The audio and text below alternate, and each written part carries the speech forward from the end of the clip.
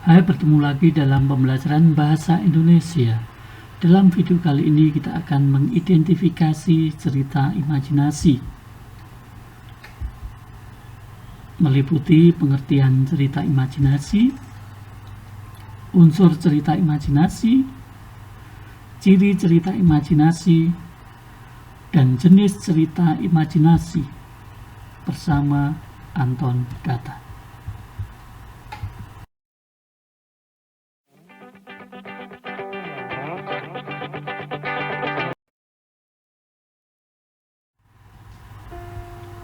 Adapun kompetensi dasar yang akan kita pelajari yaitu KD 3.3, mengidentifikasi unsur-unsur teks narasi atau cerita imajinasi yang dibaca dan didengar. Dengan tujuan pembelajarannya untuk 1. Menjelaskan pengertian cerita imajinasi, 2. Menyebutkan unsur-unsur cerita imajinasi, 3. Menjelaskan ciri-ciri atau karakteristik cerita imajinasi, dan 4. Menyebutkan jenis-jenis cerita imajinasi.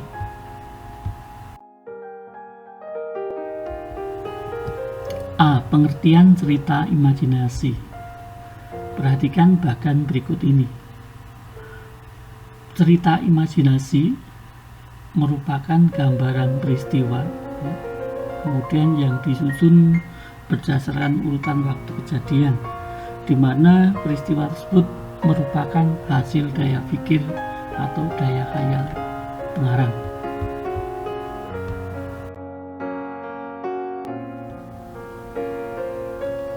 Dari bagan tersebut dapat kita uraikan cerita imajinasi adalah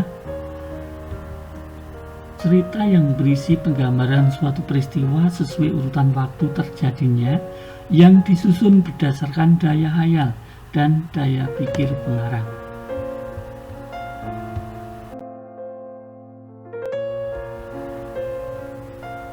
B. Unsur cerita imajinasi.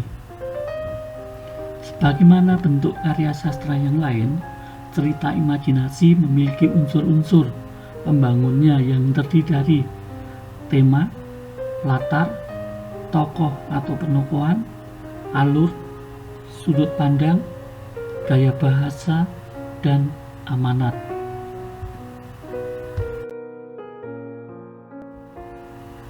Berikut penjelasan satu persatu dari unsur-unsur cerita imajinasi. Yang pertama, tema. Tema adalah ide atau pokok cerita yang menjadi dasar acuan dalam membuat atau menyusun sebuah cerita. Tema cerita imajinasi biasanya merupakan daya khayal, imajinasi, atau perpaduan antara dunia nyata dan khayal.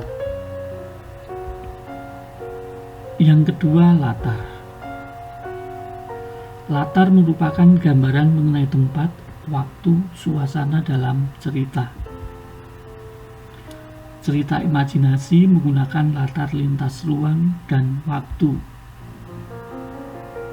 Menggunakan juga latar yang ada di kehidupan sehari-hari dan juga latar yang tidak ada di kehidupan sehari-hari.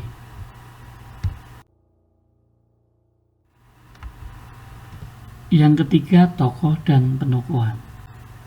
Tokoh adalah pihak yang berlakuan atau memiliki peran dalam cerita. Tokoh dalam cerita imajinasi memiliki watak yang unik yang tidak ada dalam kehidupan sehari-hari. Tokoh memiliki kesaktian, keanehan, kelebihan tertentu, atau kekuatan, dan lain-lain. Penokohan merupakan cara pengarang memberikan karakteristik tokoh.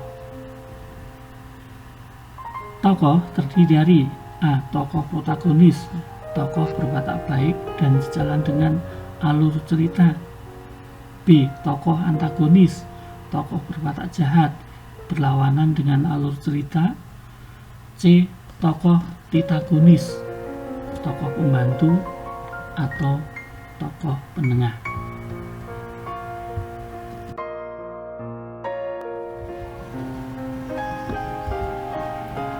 Unsur yang keempat yaitu alur. Alur merupakan rangkaian peristiwa demi peristiwa yang disusun sedemikian rupa dengan pola tertentu menjadi sebuah jalinan cerita yang utuh. Alur berisi pentahapan cerita yang di dalamnya terdapat konflik. Nah, konflik adalah permasalahan yang dihadapi oleh tokoh dalam sebuah cerita. Unsur selanjutnya yang kelima yaitu sudut pandang atau gaya bercerita. Merupakan cara pengarang menyampaikan cerita atau bagaimana pengarang memposisikan dirinya di dalam cerita. Cerita imajinasi biasanya menggunakan sudut pandang orang pertama, ditandai dengan pemakaian kata ganti aku, saya, kami, dan orang ketiga ditandai dengan pemakaian kata ganti ia, dia, mereka.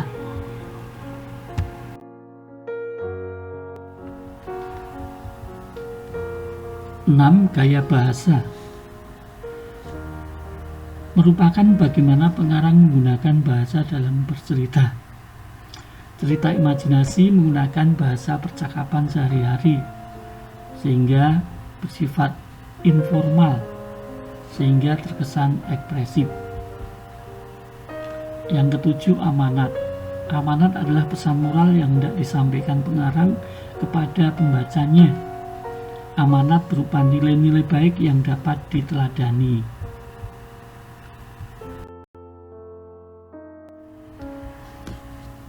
C. Karakteristik cerita imajinasi. Cerita imajinasi memiliki ciri-ciri sebaik berikut. A. Ide cerita. Ide cerita dalam cerita imajinasi terbuka terhadap daya hayal penulis. Ide ini tidak dibatasi oleh realitas atau dunia nyata.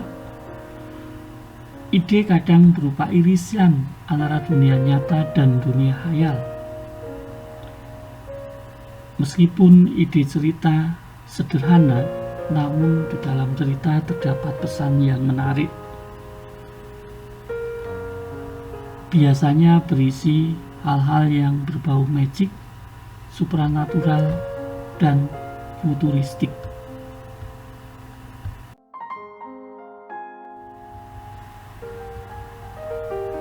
Ciri berikutnya B. Menggunakan berbagai latar. Dalam cerita imajinasi, cerita terjadi dalam dua latar, yaitu latar yang masih ada dan sudah tidak ada dalam kehidupan. Latar ini bersifat khas. Alur cerita menggunakan latar yang dapat menerobos dimensi ruang dan waktu. Jalinan cerita atau jalinan peristiwa dalam cerita imajinasi berpindah-pindah dari dimensi ruang dan waktu.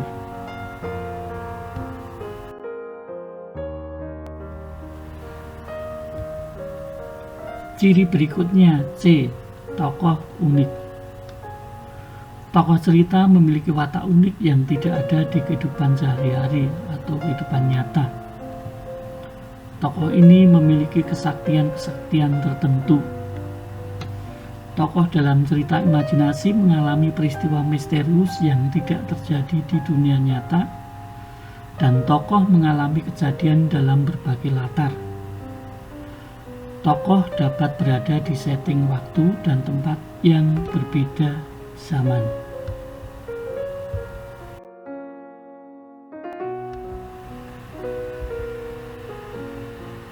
D. Bersifat fiksi. Ya, cerita imajinasi ceritanya tidak bersifat nyata, ya. Biasanya berasal dari latar dan objek nyata, tetapi diberi fantasi. Yang E. Bahasa. Bahasa dalam cerita imajinasi banyak menggunakan kata-kata bersinonim dengan emosi yang kuat. Pemakaian variasi kata cukup menonjol, menggunakan ragam percakapan, dan bahasa bersifat variatif dan ekspresif.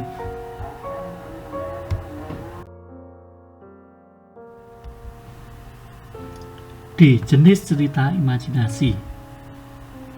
Cerita imajinasi dapat dibedakan berdasarkan dua jenis. Yang pertama berdasarkan latar cerita, dan kedua berdasarkan kenyataan kehidupan sehari-hari. Berdasarkan latar cerita, dapat dibedakan menjadi lintas masa lampau, lintas masa akan datang, dan lintas sezaman. Sedangkan berdasarkan kenyataan kehidupan sehari-hari dapat dibedakan menjadi dua, yaitu cerita imajinasi total dan cerita imajinasi irisan. Cerita imajinasi total adalah cerita imajinasi yang benar-benar total, keseluruhan merupakan hasil daya hayal. Sedangkan cerita imajinasi irisan adalah cerita imajinasi yang sebagian berasal dari kehidupan nyata tetapi diberikan fantasi.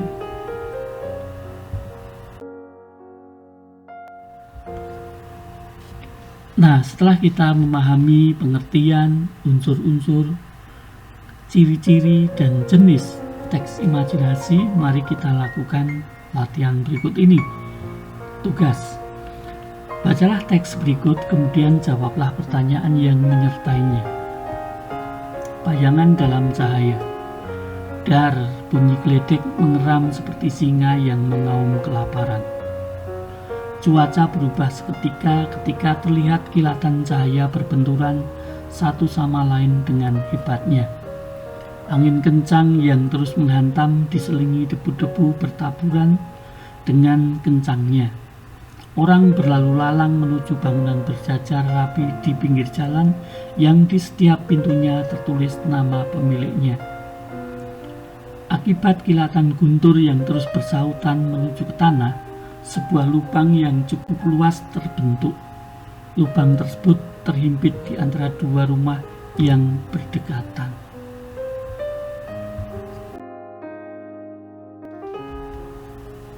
Lihat itu, ucap seorang anak berperawakan kerempeng yang bernama Joshua Karim. Orang-orang hanya ternganga mendengarnya berteriak di kerumunan warga. Apa yang kau lihat? Kata seorang kakek mencoba memberi simpati. Tadi aku melihat sebuah bayangan keluar dari kilatan guntur yang mendatangi lubang itu, balasnya. Mungkin kau hanya ketakutan mengalami kejadian alam dahsyat ini, ujar kakek itu sambil tersenyum. Selama berjalan menuju rumah, dia terus memikirkan bayangan apa yang keluar dari kilatan cahaya tadi. Joshua termenung berjam-jam di kamar sambil membalik-balikkan buku untuk mencari tahu bayangan apa yang dilihatnya tadi. Dalam sebuah buku yang berjudul Legend of Miracle, dia menemukan legenda tentang bayangan dalam cahaya.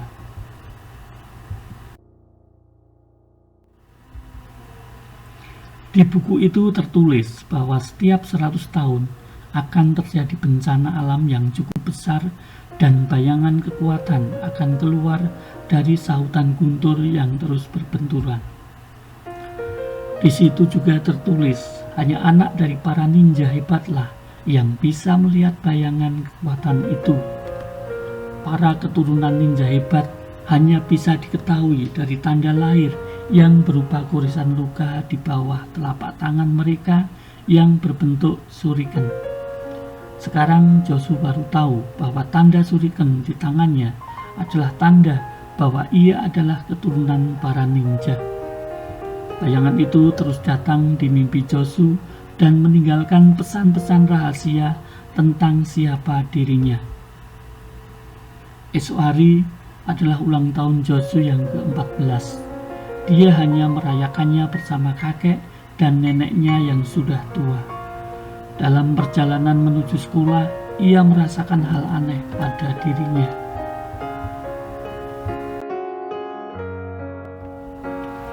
Dia bisa berteleportasi secepat guntur tanpa ia sadari dan tubuhnya bisa mengeluarkan kelebatan guntur yang berbahaya. Ketika menyusuri jalan Aumi, dia didatangi bayangan yang hadir dalam mimpinya dan bayangan itu memberitahu siapa ia sebenarnya dan siapa diri Joshua. Bayangan itu masuk dalam diri Joshua dan Joshua berubah menjadi lebih bersemangat dan kuat.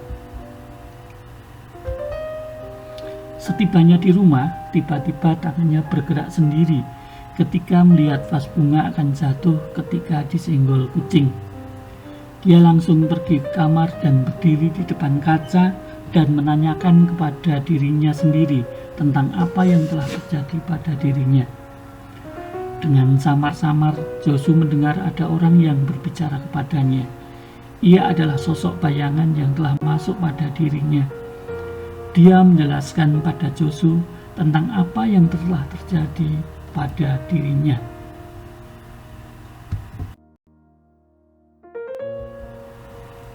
Setelah mengetahui dia memiliki kekuatan super, ia bertekad untuk memperbaiki negerinya dari ancaman bahaya para penjahat. Namun, untuk menjaga dan melindungi orang-orang terdekatnya, ia harus merahasiakan identitasnya. Selama berhari-hari, ia mendesain kostum yang nyaman dan cocok untuknya. Setelah lelah menggambar berhari-hari, ia menemukan kostum yang pas dan fleksibel untuknya. Ia menamakan dirinya dengan julukan The Thunderstorm, si pengendali guntur. Untuk menutupi wajahnya, ia menggunakan masker layaknya ninja pada mulutnya, dan di punggungnya terdapat huruf T yang dihiasi petir di sekitarnya.